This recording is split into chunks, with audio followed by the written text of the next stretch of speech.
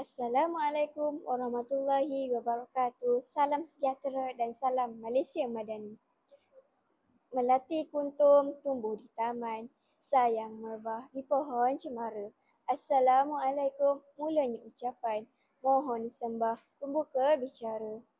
Izinkan saya memperkenalkan diri terlebih dahulu. Nama saya ialah Nur Asma Asiah binti Ahmad Zulkifli dan saya berumur 15 tahun. Saya merupakan pelajar di Sekolah Menengah Kebangsaan Selendang.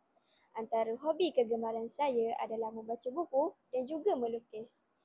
Apabila dewasa kelak, saya bercita-cita untuk menjadi seorang usahawan yang dapat membantu orang lain serta memberi manfaat kepada masyarakat dan negara. Pada hari ini, saya berasa amat teruja dan berbesar hati untuk berkongsi tentang sebuah buku yang menarik yang telah saya baca. Buku yang ingin saya kongsikan dalam bicara buku ini berjudul Saudagar Besar dari Kuala Lumpur.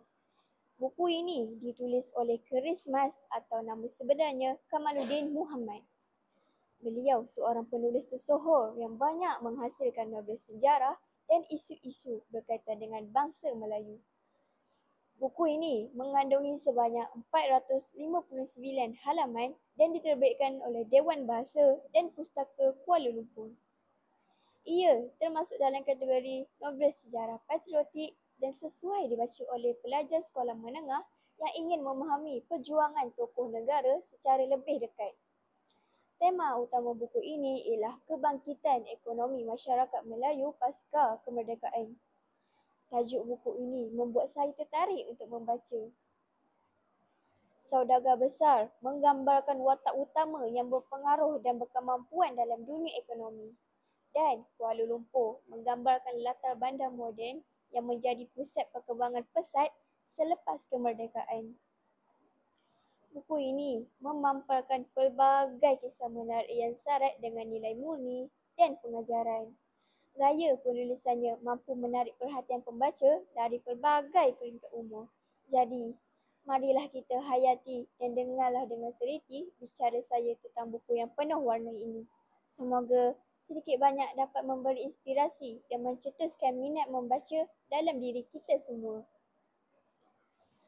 Buku ini menceritakan tentang seorang saudagar besar dari Kuala Lumpur yang ingin membantu penduduk kampung Pulai dengan menghidupkan semula syarikat Lombuh Lembang Tuala kepunyaan arwah ayahnya dahulu.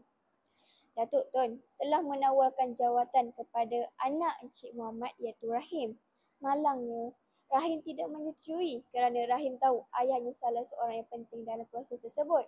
Walaupun ayahnya hanya berfikir untuk mencari kekayaan bagi kepentingan dirinya sendiri. Encik Muhammad menghadapi pelbagai cabaran untuk membangunkan syarikat tersebut daripada persetujuan dan pengambilan tanah. Namun begitu, di penghujung cerita ini, Rahim tetap menerima tawaran dari Datuk Tan setelah mendengar penerangan yang jelas daripada ayahnya apabila pulang daripada London. Halaman 29 dalam novel Saudagar Besar dari Kuala Lumpur benar-benar menarik perhatian saya kerana memperlihatkan perubahan sikap Rahim terhadap ayahnya, Encik Muhammad. Jika sebelum ini, Rahim sering menulis surat dengan penuh kemanjaan dan kasih sayang. Kini, nada tulisannya berubah menjadi marah dan tegas. Perbezaan ketarik ini timbul apabila Rahim tidak setuju dengan cadangan ayahnya untuk membuka semula pelombongan di Lembah Tualang. Konflik ini membangkitkan rasa ingin tahu saya untuk terus membaca bagi mengetahui punca sebenar perubahan sikap Rahim serta bagaimana hubungan antara ayah dan anak ini akan berkembang seterusnya. Pada halaman 272 dalam novel Saudagar Besar dari Kuala Lumpur memberi saya jawapan yang dinanti-nantikan berkenaan punca sebenar hubungan dingin antara Encik Muhammad dan anaknya Rahim. Dalam bahagian ini, Rahim secara terus terang meluahkan bahawa dia beranggapan ayahnya membantu orang lain bukan atas keikhlasan, tetapi demi kepentingan diri sendiri. Pendedahan ini sangat mengejutkan dan membuka ruang kepada pelbagai soalan tentang niat sebenar Encik Muhammad. Selepas membaca novel ini, saya berasa lebih sedar akan pentingnya ilmu pengetahuan dan semangat keusahawanan dalam memajukan diri serta bangsa. Watak utama Encik Muhammad telah membuka mata saya bahawa kejayaan tak akan datang bergolek tanpa usaha dan kesungguhan. Kecekalan dan kebijaksanaan Encik Muhammad dalam mengurus perniagaan memberi teladan kepada saya tentang nilai-nilai yang perlu ada dalam diri seorang usahawan yang berwibawa. Hal ini memberikan inspirasi kepada saya untuk menjadi seorang usahawan yang berjaya pada suatu hari nanti. Melalui novel ini juga, saya memperoleh beberapa pengajaran saya jadikan teladan. Saya belajar bahawa kita tidak boleh mudah putus asa dalam menghadapi cabaran.